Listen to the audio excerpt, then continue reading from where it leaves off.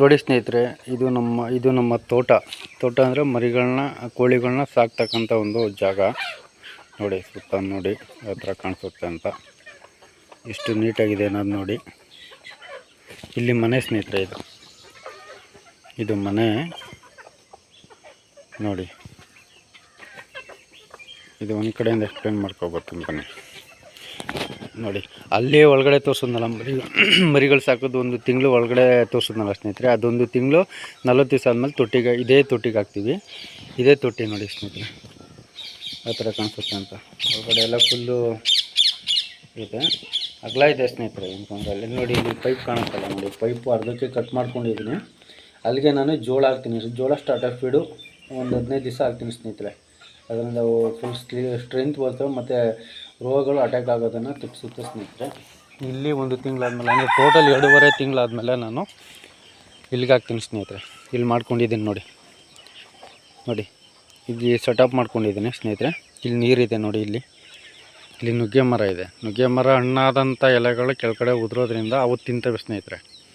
ಅದು ತಿನ್ನೋದ್ರಿಂದ ರೋಗಗಳೆಲ್ಲ ಅದಕ್ಕೆ ಅಟ್ಯಾಕ್ ಆಗೋದು ತಪ್ಪಿಸುತ್ತೆ ಸ್ನೇಹಿತರೆ. ನೋಡಿ ಈ ಥರ ಇದು 2.5 ತಿಂಗಳಾದಮೇಲೆ ಇರ್ತಕ್ಕಂಥ ಮರಿಗಳು.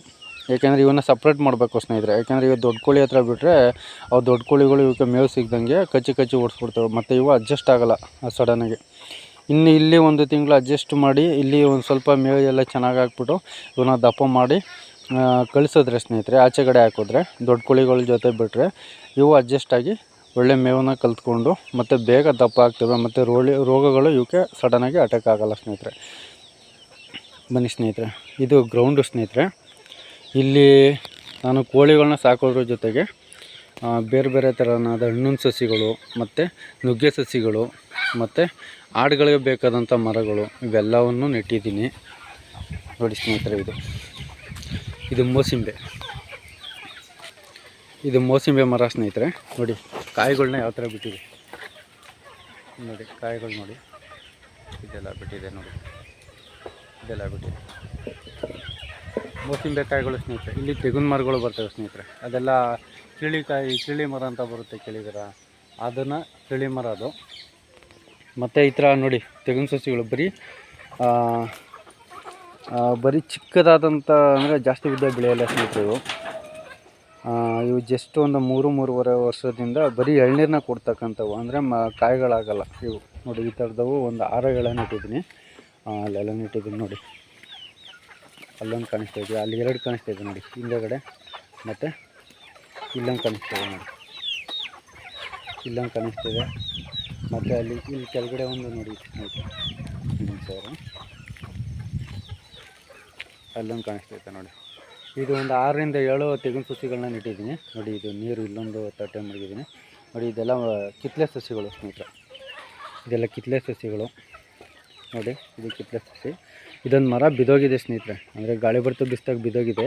ಹಳ್ಳು ಮರ ಇದು. ಅಂದರೆ ನಾನು ಸ್ವಲ್ಪ ನೆರಳು ಇರಲಿಲ್ವಲ್ಲ, ಅದಕ್ಕೋಸ್ಕರ ಇದು ಹಿಂಗೆ ಬಿಟ್ಟಿದ್ದೀನಿ. ಇರಲಿ ಸ್ವಲ್ಪ ನೆರಳು ಅಡ್ಜಸ್ಟ್ ಆಗಲಿ ಅಂತ ನೋಡಿ. ಸ್ವಲ್ಪ ಬಿಸಿಲು ಬರುತ್ತೆ ಮಧ್ಯಾಹ್ನದಿಂದ, ಅದಕ್ಕೋಸ್ಕರ ನೋಡಿ ಸ್ನೇಹಿತರೆ. ಇಲ್ಲೊಂದು ಮರ ಇದೆ. ಇಲ್ಲಿ ಯಾವ ಥರ ಹಣ್ಣುಗಳನ್ನ ಬಿಟ್ಟಿದೆ ನೋಡಿ ಸ್ನೇಹಿತರೆ, ಜಾಸ್ತಿ ಹಣ್ಣುಗಳನ್ನ ಬಿಟ್ಟಿದೆ. ಇದು ಮೋಸಂಬೆ ಮರ ಇದು ನೋಡಿ. ಇದು ನಿಂಬೆ ಸಸಿ ನೆಟ್ಟಿದ್ದೀನಿ ಸ್ನೇಹಿತರೆ, ಏನೋ ಕಾಯಿ ಬಿಡುವಂಥ ಟೈಮು. ಮತ್ತು ಇದು ಮೋಸಂಬೆ ಮರ. ಇದು ಇನ್ನೊಂದು 6 ತಿಂಗಳು, 1 ವರ್ಷದಲ್ಲಿ ಫಲ ಕೊಡುತ್ತೆ. ಮತ್ತು ಇದು ಬೆಟ್ಟದ ಸಸಿಗಳು. ಮತ್ತು ಅದು ನೋಡಿ ಹಿಪ್ನೆಲೆ ಸಸಿ. ಇದು ಆಡುಗಳು ಪ್ರತಿ ಟೈಮಲ್ಲೂ 2-3 ಆಡುಗಳನ್ನ ಸಾಕ್ತೀನಿ. ನಮ್ಮ ತೋಟದಲ್ಲಿರ್ತಕ್ಕಂಥ ಮೇವೇ ಇದಕ್ಕೆ ಅಡ್ಜಸ್ಟ್ ಆಗುತ್ತೆ. ಮತ್ತು ಹಣ್ಣಿನ ಎಲೆಗಳು, ಅಂದರೆ ಹಳ್ಳು ಸಸಿ ಎಲೆಗಳು ಬರುತ್ತಲ್ಲ ನೋಡಿ, ಹಳ್ಳು ಸಸಿ ಎಲೆಗಳು ನೋಡಿ. ಇದನ್ನು ಸಹ ಆಡುಗಳು ಮೇಯ್ತವೆ. ಇದೇ ಥರ ನಾನು ಮಾಡ್ಕೊಂಡಿದ್ದೀನಿ ಸೆಟಪ್ನ ಸ್ನೇಹಿತರೆ. ಅದು ಬೇರೆ ಎಲ್ಲದಕ್ಕೂ ಯೂಸ್ ಆಗಬೇಕು. ಕೋಳಿಗಳು ಸಾಕೋದ್ರಿಂದ, ಬರೀ ಕೋಳಿಗಳನ್ನ ಸಾಕೋದ್ರಿಂದ ನಮಗೇನು ಪ್ರಯೋಜನ ಇಲ್ಲ. ಕೋಳಿಗಳ ಜೊತೆಗೆ ನಾವು ಮರಗಳನ್ನ ನೆಡೋದ್ರಿಂದ ನಮಗೂ ಉಪಯೋಗ ಆಗೋದಲ್ಲದೆ ಕೋಳಿಗಳಿಗೂ ಅದು ರೋಗದಿಂದ ತಪ್ಪಿಸುತ್ತೆ. ಯಾಕೆ ಅಂತ ಹೇಳಿದ್ರೆ, ಜಾಸ್ತಿ ಬಿಸಿಲಿದ್ದಾಗ ರೋಗಗಳು ಅಟ್ಯಾಕ್ ಆಗೋದು ಜಾಸ್ತಿ. ಇದು ನೆರಳಿರುತ್ತೆ. ಮತ್ತು ನುಗ್ಗೆ ಮರಗಳನ್ನ ನೆಡೋದು, ನಾನು ಬರೀ ನುಗ್ಗೆ ಮರಗಳನ್ನ ನೆಡೋದೇನಕ್ಕೆ ಅಂತಂದರೆ, ಯಾವ ಉದ್ದೇಶಕ್ಕೆ ಅಂತಂದರೆ, ಇದು ಕೋಳಿಗಳಿಗೆ ಮೇವು ಸಿಗಲಿ ಅಂತ. ಮೇವು ಸಿಗೋದು ಅಂತಂದರೆ ಇವು ಜಾಸ್ತಿ ಅಟ್ಯಾಕ್ ಆಗೋಲ್ಲ ಸ್ನೇಹಿತರೆ. ರೋಗಗಳು. ಇವು ಎಲೆಗಳು ಔಷಧಿ ಭರಿತ ರೋಗಗಳನ್ನ ತಪ್ಪಿಸ್ತಕ್ಕಂಥ ಗುಣಗಳನ್ನ ಹೊಂದಿದೆ. ಅದರಿಂದ ನಾನು ಈ ನುಗ್ಗೆ ಮರಗಳನ್ನ ಅಂದರೆ ಒಂದು 6ರಿಂದ 7 ನುಗ್ಗೆ ಮರಗಳ ಇದೆ ಅಂದರೆ ಸ್ನೇಹಿತರೆ ನೋಡಿ ಇದೆಲ್ಲ. ಅದು ನುಗ್ಗೆ ಕಡ್ಡಿನ ನೆಟ್ಟಿದ್ದೀನಿ, ಏನಾದರೂ ಮರ ಬರುತ್ತಾನೆ ಸ್ನೇಹಿತರೆ ನೋಡಿ. ಅಲ್ಲಿ ಒಳಗಡೆ ಅಲ್ಲೊಂದಿದೆ ಮತ್ತು ಆ ಕಡೆ ಒಂದಿದೆ ಸ್ನೇಹಿತರೆ. ಅಲ್ಲಿ ನೆಟ್ಟಿದ್ದೀನಿ, ಕಾಣಿಸಲ್ಲ ಸ್ನೇಹಿತರೆ. ಜಾಸ್ತಿ ಉಳಿತಕ್ಕಂಥ ಜಾಗ ಜಾಸ್ತಿ ನಾನು ನುಗ್ಗೆ ಮರಗಳನ್ನ ಏಳ್ಸ್ಕೊಳ್ತಿದ್ದೀನಿ. ಯಾಕೆ ಅಂತಂದರೆ ಕೋಳಿಗಳಿಗೆ ಅದು ಬಹಳಷ್ಟು ಉಪಯೋಗ ಆಗುತ್ತೆ ಸ್ನೇಹಿತರೆ. ಇದು ನಮ್ಮ ಒಂದು ತೋಟ ನೋಡಿ ಸ್ನೇಹಿತರೆ.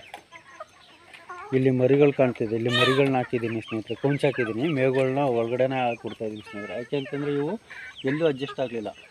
ಅದಕ್ಕೋಸ್ಕರ ಸ್ಟಾರ್ಟಿಂಗು ಒಂದು ಗಂಟೆ 1.5 ಗಂಟೆ ಜೋಳ, ಭತ್ತ, ರಾಗಿ ಎಲ್ಲನೂ ಇದಕ್ಕೆ ಹಾಕ್ಬಿಟ್ಟು ಈ ಮರಿಗಳಿಗೆ ಹಾಕ್ಬಿಟ್ಟು ಅದಾದಮೇಲೆ ಇದನ್ನು ಬಿಡೋದ್ರಿಂದ ಇವು ಆಲ್ರೆಡಿ ತಿಂದಿರ್ತವೆ, ಹೊರಗಡೆ ಎಲ್ಲ ಅಡ್ಜಸ್ಟ್ ಆಗ್ತವೆ ಸ್ನೇಹಿತರೆ.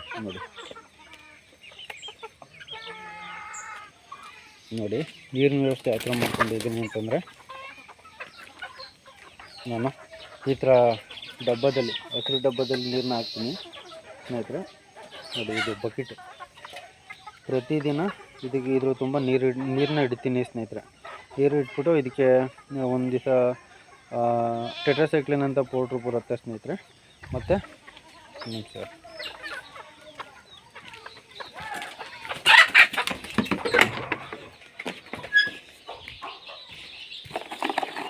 ನೋಡಿ ಸ್ನೇಹಿತರೆ, ಇದು ಆಲ್ಬಮ್ಮರ್ ಅಂತ,